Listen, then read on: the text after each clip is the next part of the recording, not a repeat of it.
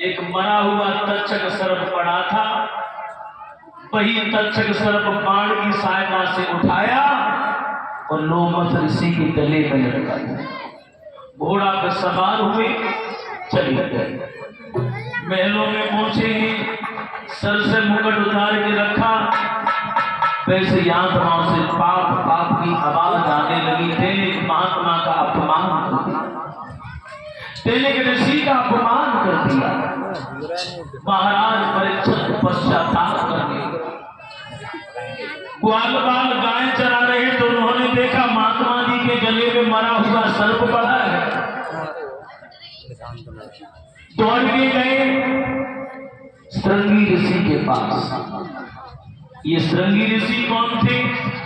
लोमस ऋषि के पुत्र थे श्रृंगी ऋषि। उन्हें जाकर ये बताया है कि तुम्हारे पिता का अपमान कर दिया राजा परीक्षित ने। मरा हुआ सर्प डाल के चला गया। श्रृंगी ऋषि ने कमंडल में से जल लिया और श्राप दे दिया, राजा परीक्षित तेने मेरे पिता का अपमान किया है और जो हमारे पिता के गले में मरा हुआ सर्प डाला है, ये सर्प मरेगा नहीं, साथ में दिल जिंदा हो जाएगा और तुझे फंस लेगा। ये श्राप दे दिया श्रृंगी ऋषि ने परीक्षित को। दौड़ के आए, अपने पिता के गले में से मरा हुआ सर्प दूर फेंका। लोमस ऋषि से कहा, पिताजी नेत्र खोलो, तुम्हारा अपमान करने वाला राजा परीक्षित, मैंने उसे श्राप दे दिया। आहा, लोमस ऋषि की आंखें भर आई, बेटा तुमने ये क्या कर दिया? राजा परीक्षित तो महात्मा जैसा राजा था, वो तो भोला भाला था, उसे श्राप नहीं देना था। इसमें दोष परीक्षित का नहीं था, उसके सर पर कलयुग बैठा हुआ था, उसका दोष था। कलयुग ने राजा की बुद्धि खराब कर दी।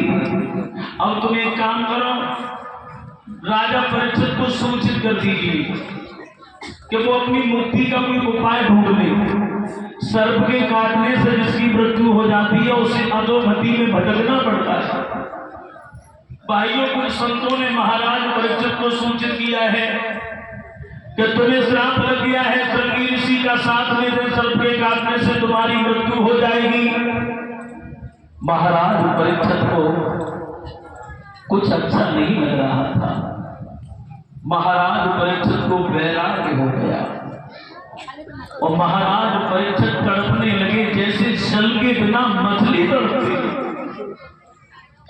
जल में तो नींदहीन हो जाती है, वही दशा परीक्षित की है। क्योंकि परीक्षित तड़प रहे हैं कि हमें कोई सच्चा सदगुरु मिल जाए जो हमें मार्गदर्शन कराए। भाइयों, महाराज परीक्षित ने सारा राज त्याग दिया, राजसी वस्त्र उतार के फेंक दिए, पीत वस्त्र धारण किए। कुछ बीमारियां ऐसी होती हैं जिनका कोई इलाज नहीं है, जैसे कैंसर एक भयानक बीमारी है। और भाइयों, जिस व्यक्ति को ये मालूम पड़ जाए, डॉक्टर कह दे कि तुम्हें कैंसर हो गया, तो जीते जी मर जाए, क्योंकि उसे मालूम पड़ जाएगा कि अब हम बचने वाले नहीं हैं। जिस व्यक्ति को ये मालूम पड़ जाए कि फलान फलान दिन हम मर जाएंगे, तो फिर उसे संसार की पदार्थ अच्छे नहीं लगे। महाराज परीक्षित पीत वस्त्र धारण करके पहुंचे हैं डिस्ट्रिक्ट मुजफ्फरनगर शुक्रताल में। शुक्रताल बट वृक्ष के नीचे बैठ गए। चिंतन करने लगे, मेरे जीवन में केवल 7 ही दिन बचे हैं, मेरा कल्याण कैसे होगा। महाराज परीक्षित बहुत पछताए, मैंने महात्मा का अपमान क्यों किया, महात्मा का अपमान मैंने काहे को कर दिया।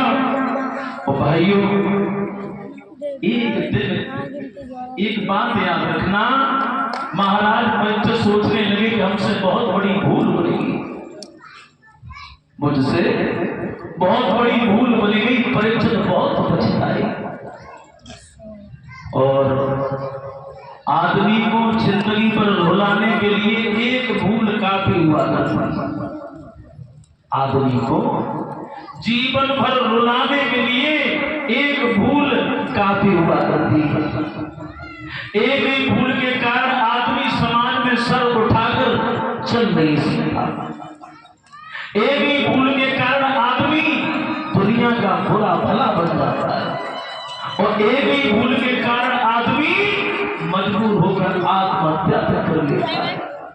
और जो भूल पर भूल करता है उसे तो भगवान की माफ नहीं करता, क्योंकि लिखा है विद्वानों ने भाइयों,